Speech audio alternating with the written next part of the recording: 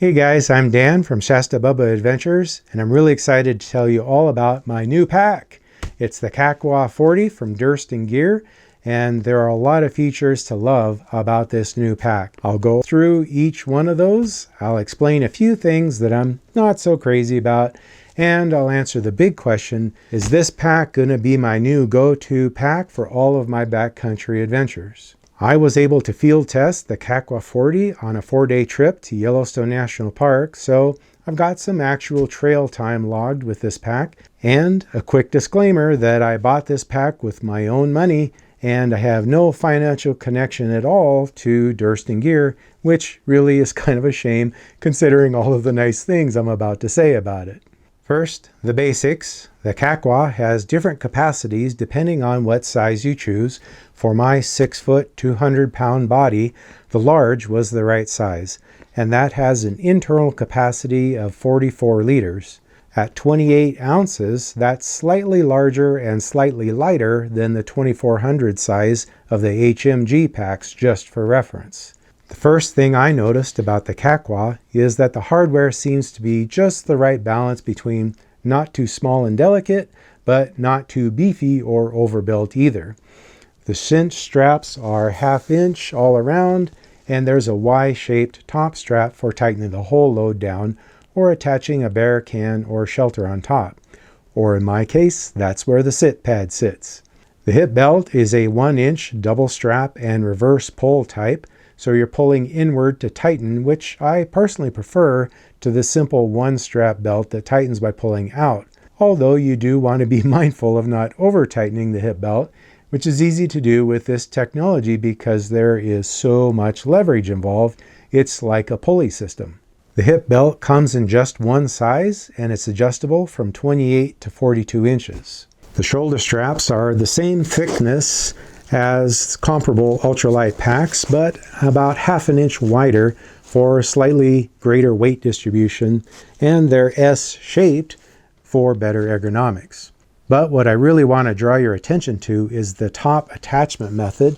Most packs simply sew the top of the shoulder strap directly to the pack bag, but here you can see they form more of a yoke shape, which helps a lot with providing a more comfortable carry, especially for the heavier loads on longer trips. It does have load lifters, and they're in the correct place to be effective, although I personally am still not sold on load lifters because for me, by the time they're cinched tightly enough to lift the shoulder strap off the shoulder, there's intense pressure on the front of the strap that I find uncomfortable. So after giving it a try for several miles, I just left those loose most of the time. The sternum strap is easily adjustable, and since I remove sternum straps from all my packs, I speak from experience when I say that this was the easiest to remove of any I've ever seen, and could just as easily be reattached, meaning I didn't have to damage it to take it off. The hip belt pockets are sewn on and have a good amount of volume for the things I typically put in there, like a knife, a lighter, and spare camera batteries. And they have waterproof zippers that are kind of cleverly designed for one-handed use. One caution about these, I noticed on my part a tendency to not close those completely on the trail. And since I usually stow small items in there, that could be an issue if I forgot to go around the corner when closing the zipper. As you can see, I carry my camera pod where the right-hand pocket is, which is no problem to just put it on over the pocket. However, there are no attachment points, so I reluctantly had to make a hole in the belt material to accommodate the mini carabiner. I'm hoping that holds for a very long time, but I'll have to keep an eye on it not tearing out, especially since the hip belt is sewn on and not replaceable. It's becoming the norm now for pack manufacturers to provide hip belt pockets, which is a good thing generally. But packs that don't come with those pockets do provide attachment points, which works as well for the camera pod as they do for supplemental pockets. Now, I'm not going to complain too much about that issue since I'm likely the minority in wanting to carry a great big camera on my trips. Another area where I'm likely the minority has to do with these shoulder strap pockets. These mesh pockets also come attached and are convenient for the average hiker to stow water bottles, a phone, or bear spray. Since the material is stretchy, it does a good job of holding on to whatever you put there, and they have a one-handed barrel closure for added security. For me personally, I prefer to carry the bear spray in the hip holster position, partly because that's just what I'm used to and therefore the place I'll instinctively reach for in an encounter. But I also find it visually distracting to have the bright color on the edge of my field of vision. And maybe I'm just a gigantic klutz, but when I tried carrying the bear spray in that pocket, I would whack my face on it sometimes if I jerked suddenly to look sideways. I like to use the shoulder strap pockets instead to hold my inReach and sunglasses, and I found that both of those items could be brought out of the pockets one-handed, but it was a two-handed job to replace them. So if I could change one thing about this pack, it would be to have solid material pockets on the shoulder straps with the little net pocket on the front like these, because they work better for replacing the GPS unit easily, and the sunglasses fit nicely in the net pocket. But again, I'm probably the minority in that wish. The side pockets are one of the things I like the best about this pack. I don't know what it is about the design, but I can reach the low sloping right side pocket much better than any other pack I've ever used. Also, they are easily large enough to hold both my Gatorade-sized water bottles and an extra item, like on this trip where I carried an umbrella for the sun. I'll have more to say about that in just a minute. Before I got the pack, I said that one of the things I was worried about was the high-sided left pocket. However, even that pocket was easy to reach and actually worked better than my other pack in holding the tripod securely with the taller pocket. I do have to say that I still don't see much purpose to the extra pocket within the pocket they call the quick pocket. There's no extra material there, so when the side pocket is stuffed with my tripod and water bottle, it's really too tight to fit anything else in there. I will still give it a try when I want to take my hat on and off while hiking. I might be able to just squeeze that in, but that's the only practical use I can imagine for it. The front pocket is made from a nice durable mesh, and I like the way the top of the pocket was finished. This pocket held everything I needed it to, however, it didn't seem quite as bottomless as other packs I own. So I did decide to be a little less lazy with stowing things inside the pack that didn't absolutely need to be quickly available. My other packs have little extra grosgrain loops above the pocket, and I kind of missed those attachment points because I've gotten used to threading my bandana through one of them to dry and attaching my thermometer to the other. But I got by with using the side cinch strings and the Y-strap over the top instead. Speaking of the side cinch strings, I like the simplicity of one cinch up high like this versus the lower cinches that don't really do much, or worse are the cinches that are inside the pocket and get in the way when you shove the water bottle in.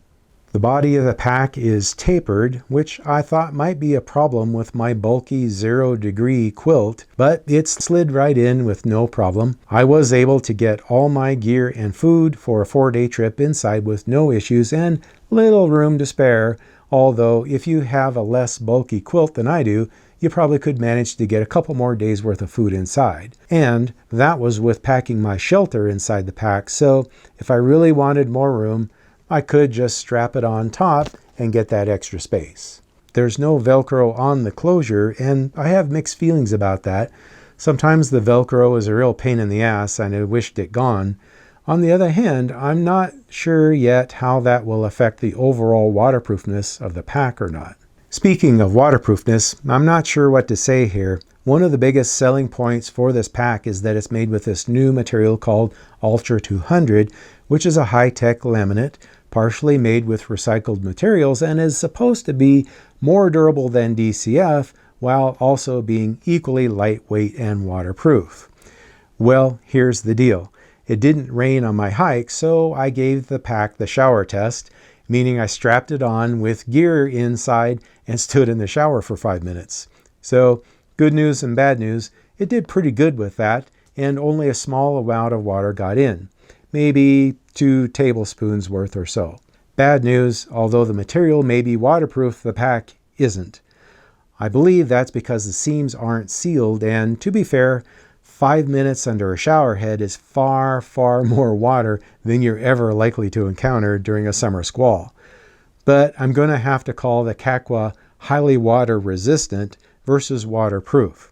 And after all, that's true of the HMG packs as well. I wondered whether my shower test was unreasonably harsh, so for comparison I did the same test with my junction pack. Water got in that too, but maybe half as much, and that pack has kept my gear dry in many long rainstorms, so bottom line, I don't intend to carry a liner with the Kakwa because I think it's water resistant enough to keep my gear dry in normal conditions.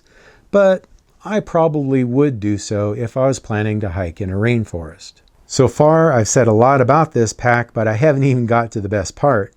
For me, that was the load hauling capability. With its comfy foam back pad and inverted U-shaped aluminum frame, the weight was transferred efficiently to the thick padded hip belt, so that my 30-pound total pack weight really felt more like 20 pounds in another pack. It felt really solid and like a compact carry, and I experienced no unusual aches or pains, even with that heavier than typical pack weight.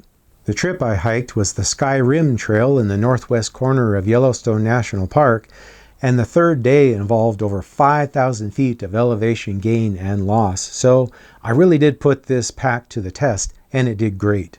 Since this hike included extended exposed ridge scrambling, and it was predicted to be in the 90s, I took along my umbrella. I've never really used this because I couldn't figure out a good way to attach the umbrella to the pack. But I was thinking the Kakwa may be the first pack I know of to finally provide an easy way to do this. All I needed to do was shove the butt end of the umbrella in the shoulder strap pocket and tie off a secondary attachment point up high to hold it steady. The pocket prevents it from sliding down, and the cord up high keeps it from moving sideways and hitting me in the head. I tried this for an hour on the second day, traveling through a burn area on a typical trail, and it worked pretty good. On day 3, I tried it again, but that time I was off-trail scrambling down a really steep slope, and the side-to-side movement was just too severe, too much for the umbrella, so I decided it was more hassle than it was worth in that situation. It kept coming up out of the pocket, so maybe that could be solved by just tying another rope around the pocket just above the butt of the umbrella, and I think that would work.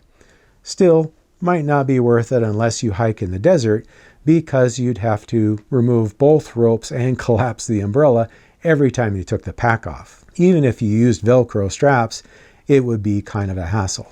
So bottom line, will this be my new go-to pack? Well, the answer is yes, absolutely. I love the load carry, the ease of use, especially with the side pockets, and it's lighter and more compact than my HMG Junction. And best of all, at just $250, it's nearly $100 cheaper than any comparable pack on the market. So not only is it the best pack I've found, it's also the least expensive. So hats off to Dan Durston for designing a really kick-ass pack. Okay guys, that's it for today. Thanks for watching. I'll see you next time. Take care.